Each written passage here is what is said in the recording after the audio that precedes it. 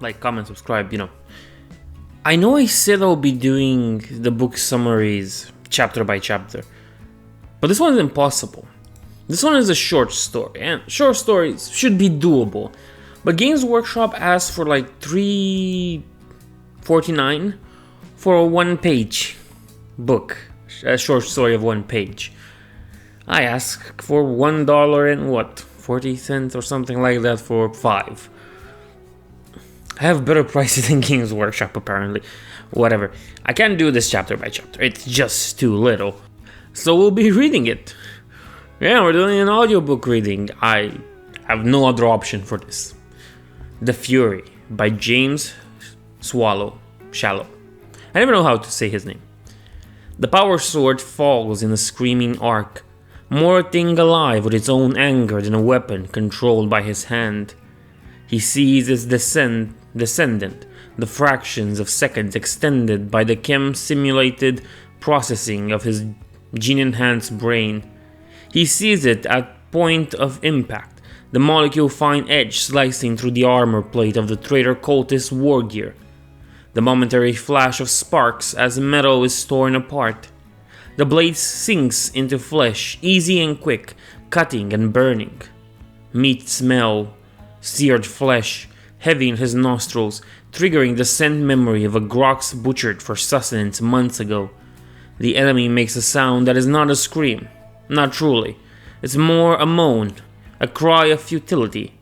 There is understanding in it. Now, at the end. The cultist knows he is finished.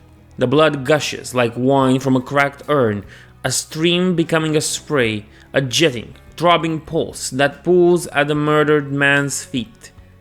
He comes apart, shoulder and arm, and half his chest cleaved away, the bone crack sound as it breaks. The traitor dies and the warrior moves on, crushing his opponent's skull with one great boot of crimson ceramite as he passes. The act is not deliberate, not planned. It is simply that the Blood Angel has finished his task with this particular foe, and there are so many more yet to be killed. A numberless horde, foul of tongue and screaming their black hymens to chaos.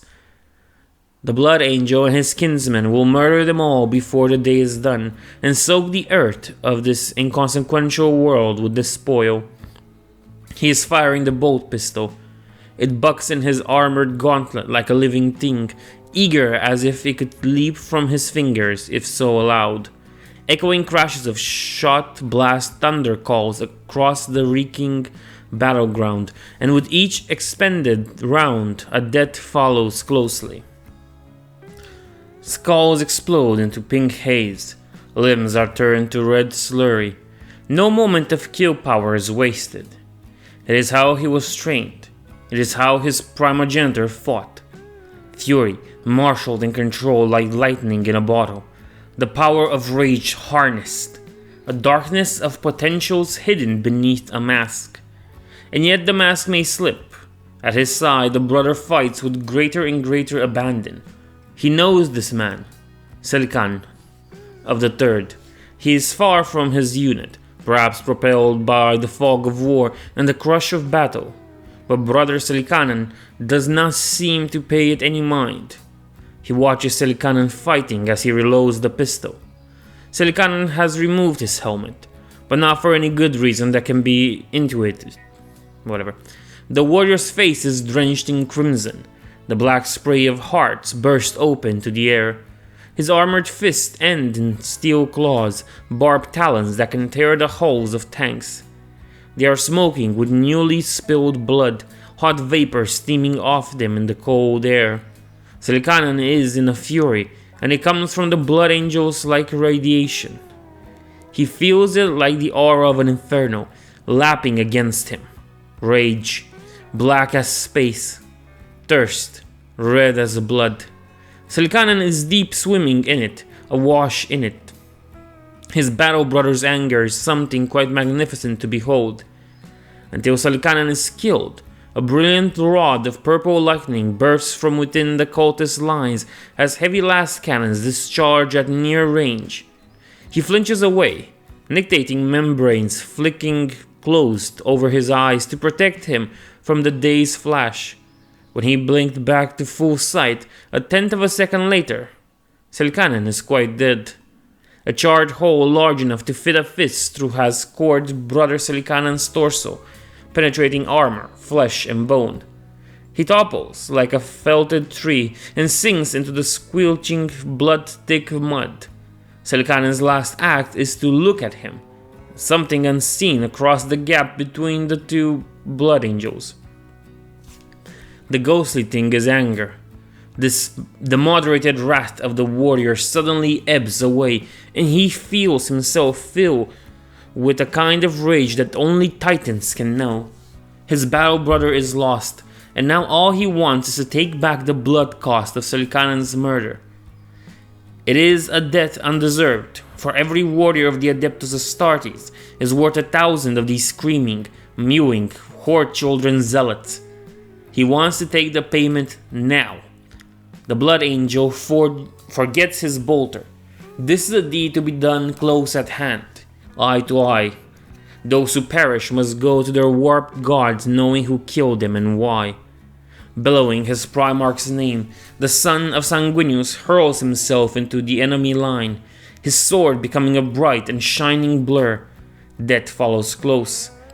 The killer with the last cannon is unmanned by the thunder of the Blood Angel's battle roar, and not even the hymnal imprints of the dark acolytes that turn him can blot out the sound of such anger and such revenge. The warrior's sword goes through the cultist's sternum and explodes from his spine, a welter of crimson fluid. They draw close into a murderous embrace, and, by freak chance, the traitor still lives. The warrior acts without thought, and with his free hand he rips open the cultist's throat. Blood erupts in a steaming fountain from his enemy's ruined flesh, spattering across his faceplate and staining his vision red.